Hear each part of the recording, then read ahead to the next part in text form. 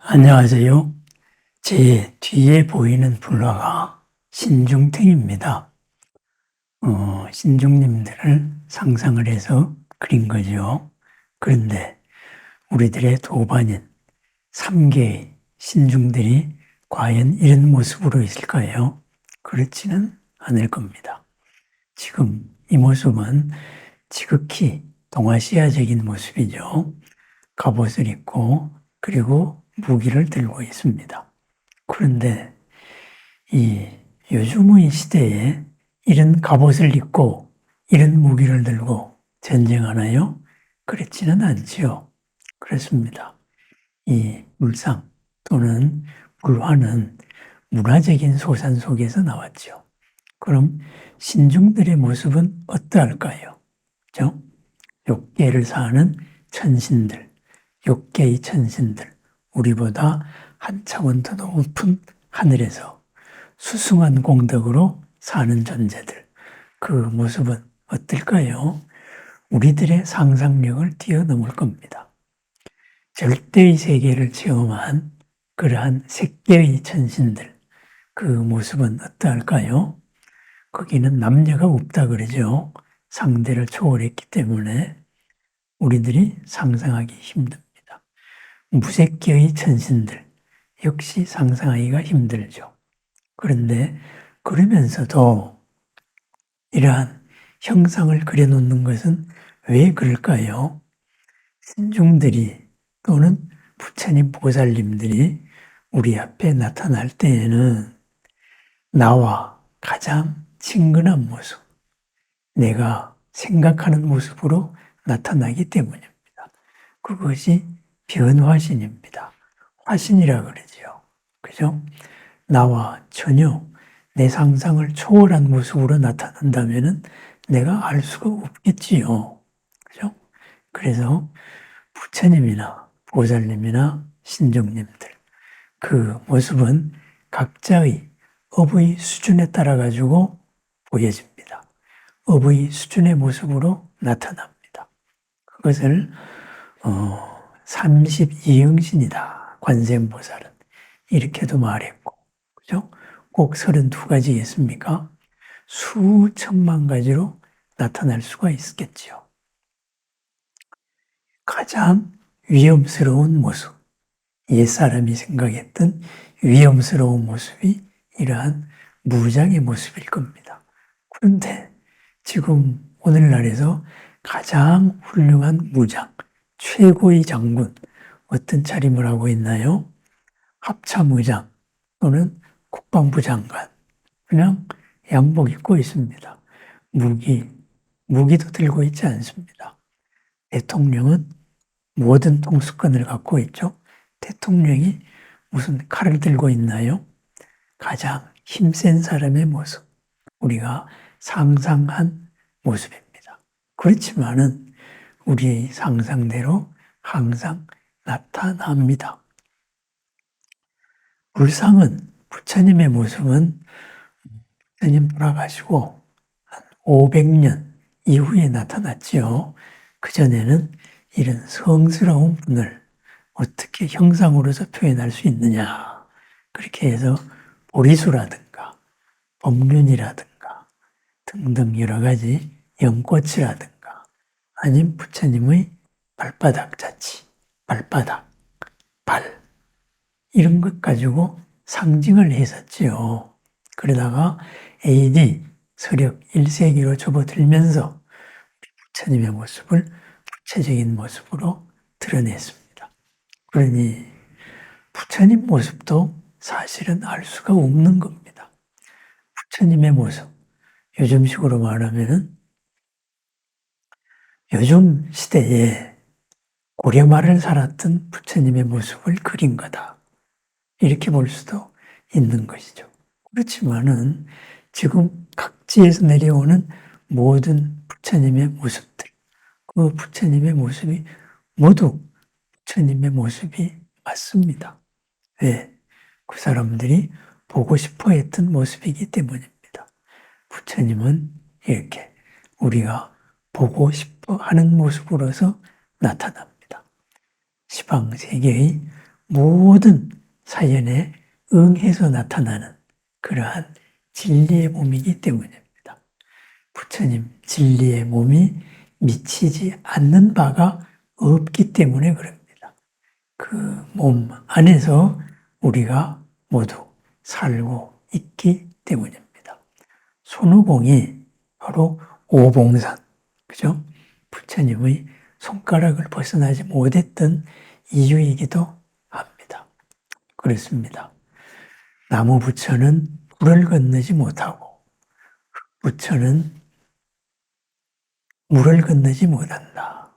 금부처는 용광로를 건너지 못한다. 이런 얘기를 하지요. 그렇습니다.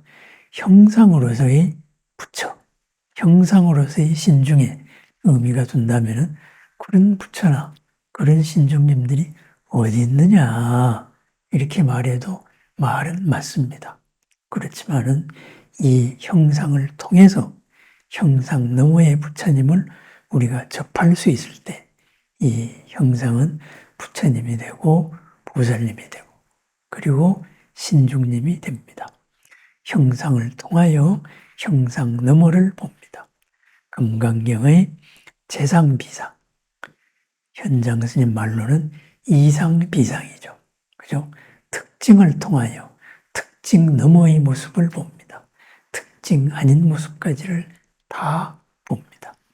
이 형상을 통하여 형상 너머 법신의 부처님을 보고 그 법신의 부처님으로 우리들은 향상되어 올라갑니다. 신중기도를 제가 자주 합니다. 화엄성중 기도를 합니다. 화엄성중. 그죠? 어떤 성중일까요? 화엄경에 드러난 수많은 부처님, 보살, 그리고 천신들 모두를 표현한 말입니다. 우리가 사는 이 공간, 첩첩이 겹쳐져 있는 이 무한 공간, 그 공간마다에서 모든 생명의 꽃을 피게 하는 모든 갑갑증을 없애는 그러한 부처님, 보살님, 부처님도 있고 그 부처님을 따라가는 보살님, 신중님들도 있겠지요. 그 모두가 화엄성중입니다. 그 모두와 함께하는 마음, 바로 신중기도입니다. 나도 신중의 일원으로서 그 신중회상, 금강회상이라 그러죠. 금강회상에 참여를 하는 겁니다. 금강, 바지라, 벼락이죠. 번쩍 번개입니다. 번쩍하는 번개로서 나의 어둠을 깨고 나의 본래 반야를 드러내어서 하고자 하는 일이 본래 의미를 더욱더 밝히고 하고자 하는 이 일을 통하여서 나도 남도 이롭고 평안한 길을 만들어 나가는 공덕의 길이죠. 바로 보살의 길. 그것이 우리들의 길이고 우리들이 삶이고 화엄성중과 함께하는 기도입니다. 화엄성중, 칼을 들고 있는 신중도 있고 또 다른 수많은 다양한 무기를 들고 있는 신중도 있습니다. 꼭 무기를 들어야만 될까요? 바로 이러한 모습을 넘은 모습, 그죠? 빛의 모습, 이러한 모든 신중들과 우리들은 함께하고 있습니다. 그 함께하고 있는 세상, 삼계를 넘어서 그거를 법계라고 하였습니다. 이 법계의 모든 존재의 살아가는 모습, 바로 동시구족 상응입니다. 동시에 같은 시간에 서로가 공덕을 갖춘 자들끼리 서로 응하면서 살아갑니다. 화엄성중 기도를 할 때 우리는 화엄성중과 함께합니다. 관세음보살 기도를 할 때 우리는 관세음보살과 함께합니다. 불보살의 명호를 부를 때 불보살과 함께합니다. 왜? 온 법계의 모든 공간을 초월한 초공간에 바로 부처님은 언제나 함께하고 있기 때문입니다. 형상을 통하여 형상 너머에 도달합니다. 언어라는 말을 통하여 말 너머의 세상에 도달합니다. 내가 세운 서원, 내가 지금 당장 세운 작은 목표, 이 목표를 통하여서 그 목표를 달성함으로써 그것보다 더 큰 목표로 나아갑니다. 그리하여 우리는 하나를 이룰 때마다 회양을 해서 더 큰 회양으로 마침내는 형상이 필요 없는 그러한 진리의 몸으로 하나 되어 갑니다. 지금 당장의 어려움, 누구하고 상의할까요?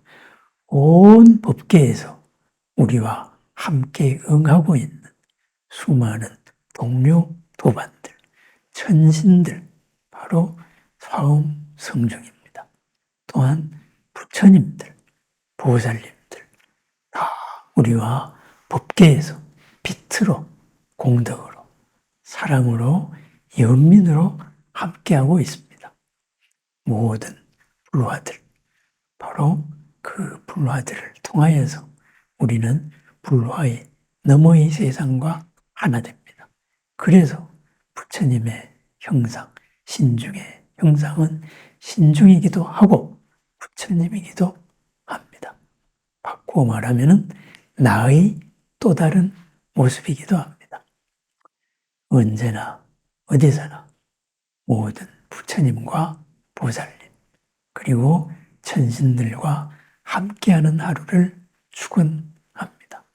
형상을 통하여 형상 너머에 이루고 오늘의 내 간절한 소원을 통하여 크나큰 부처님의 서원에 이르는 불안과 공덕의 길, 지혜와 밝음의 길, 크나큰 삶의 길을 축원합니다.